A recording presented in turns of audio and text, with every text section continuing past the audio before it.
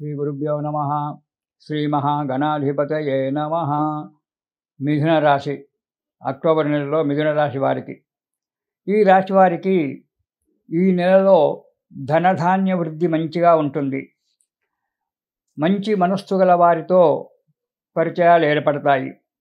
వృత్తి వ్యాపారాలలో అభివృద్ధి కలుగుతూ ఉంది. మీరు తలుచుకున్నటువంటి యొక్క కార్యక్రమాలలో ఆలోచనలు ఏవైతే ఉన్నాయో ఆ ఆలోచనలన్నీ కూడా కార్యరూపం ధరించడానికి ఆస్కారం ఉంది. గృహమునందు శుభకార్యాలు చేయడము, పట్టుదలతో పనులు చేసినప్పటికీ ఫలితం మాత్రం నిదానంగా వస్తుంది.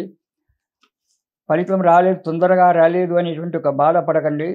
కొన్ని కార్యక్రమంలో ఫలితం నిదానంగా రావచ్చు, దాని గురించి బాధపడడం అనేటువంటి అవసరం లేదు. మనోధైర్యంగా ఉండి అడుగు ముందుకు వేసి కార్యక్రమాలను మీరు పూర్తి చేసుకోవడానికి ప్రయత్నం చేయండి. ఇక మొదటి వారం కనుక చూసుకున్నట్టయితే, మీరు తలపెట్టినటువంటి ఒక కార్యం ఏదైతే ఉందో అది సిద్ధి పొందుతూ ఉంది. ఇంతకుముందు పెండింగ్లో ఉన్నటువంటి ఒక కార్యక్రమాలు ఏవైతే ఉన్నాయో అవి పూర్తి కావడానికి ఆస్కారం ఉంది. ఈ నెలలో మొదటి వారంలో ఆనందంగా సంతోషంగా ఉంటారు. కొత్త పరిచయాలు ఏర్పడుతూ ఉంటాయి. దానివల్ల సుఖశాంతులు లభిస్తాయి, ఆనందంగా జీవిస్తారు. ఇక రెండవ వారం కనుక చూసుకున్నట్టయితే కొద్దిగా భయంగా ఉంటుంది. అది ఎందుకో మీకు అర్థం కాదు, చెప్పేవారికి అర్థం కాదు. కొద్దిగా భయంగా ఉంటుంది. వృత్తిలో చిన్న చిన్న చిక్కులు రావడము, ఉద్యోగస్తులకు అధికారులతో ఒత్తిడి రావడము, ఆ ఒత్తిడి వల్ల కార్యక్రమాలు సరిగ్గా చేయలేక మనశ్చాంచల్యంతో బాధపడము అనేటువంటిది జరుగుతూ ఉంటుంది. కాబట్టి ఈ రెండవ వారంలో మీరు తగు జాగ్రత్తగా ఉండడం మంచిది. వాక్కును బంధించుకోవడం చాలా మంచిది. ఇక మూడవ వారం సమస్యలన్నీ కూడా పరిష్కారం అవుతాయి.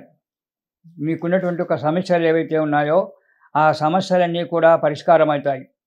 కొంత ధనలాభం కలుగుతూ ఉంది. కానీ కొన్ని సంఘంలో కీర్తి ప్రతిష్టలు కూడా దెబ్బతినడం అనేటువంటిది జరుగుతుంది. మీరు సంఘంలో కొన్ని కార్యక్రమాలలో అప్పుడప్పుడు పాల్గొంటూ ఉంటారు. ఆ పాల్గొనేటువంటి ఒక సంఘాలలో కొందరి దుష్ట వ్యక్తుల వల్ల కొంత కీర్తి ప్రతిష్టలు దెబ్బతిని మనశ్శాంతి లేకుండా పోవచ్చు. కాబట్టి మాట్లాడేటప్పుడు మీరు తగు జాగ్రత్తగా వాక్కును కంట్రోల్ చేసుకొని మాట్లాడడము చాలా మంచిది. ఇక నాలుగవ వారం కనుక చూసుకున్నట్టయితే, వృత్తిలో చిన్న చిన్న చిక్కులు వస్తాయి, కానీ తొందరలో పరిష్కారం అయిపోతాయి. మనం ఏదైనా కార్యక్రమం చేపట్టినప్పుడు అందులో చిక్కులు రావడం అనేటువంటిది సహజం. ఆ చిక్కులు కొన్ని వాటిల్లో మనకు మనశ్శాంతి లేకుండా పోతుంది.